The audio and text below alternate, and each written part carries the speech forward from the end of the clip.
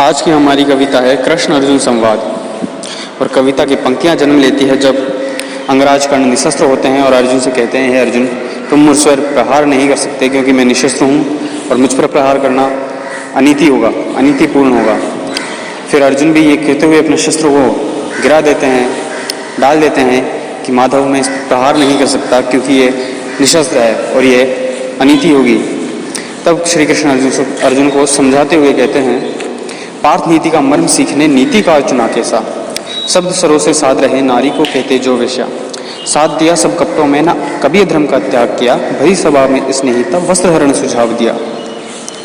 अनीति से विद्या सीखी तुमसे स्पर्धा करने को, छठेपति अपनाने के कटुवचन कहे पांचाली को, राजभोग खोया जब तुमने बहुत किए उत्पात थे, शाही छीनकर वस्त्र दिए तुमको फिर दासत्व के, कि भूल गए फिर वीर धनंजय, कि भूल गए तुम वीर धनंजय कैसे कैसे थे कार्य किए, कालकूट था दिया भीम को लाक्षागृह में जार दिए, कर न सके परास्त बल से तो छलका लिया सहारा था, एक सिंह सावर को देखो गिरोह ने घेर कर मारा था। पार्थ न नीति सीखो इससे ये स्वयं अनीति का धोतक था, कि पार्थ न नीति सीखो इससे ये स्वयं अनीति का धोतक था, कालांतर से दुष्टों के अधर्म का कर्ण मौन ही सूचक था।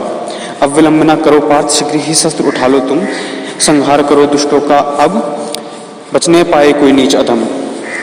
कि पार्थ नीति न सीखो इससे स्वयं अनीति का धोतक था, कालांतर से दुष्टों के अधर्म का कर्ण मौन ही सूचक था। अब विलंब न करो पार्थ, शीघ्र ही शस्त्र उठा लो तुम, संहार करो दुष्टों का बचने पाए कोई नीच अधम।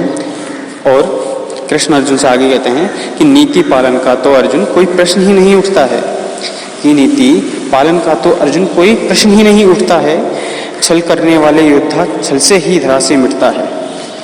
दोस्तों, कैसी लगी आपको हमारी कविता? अगर आपको हमारी कविता अच्छी लगी हो तो लाइक, शेयर एंड सब्सक्राइब जरूर कर लें और कमेंट करके हमें जरूर बताएं। धन्यवाद।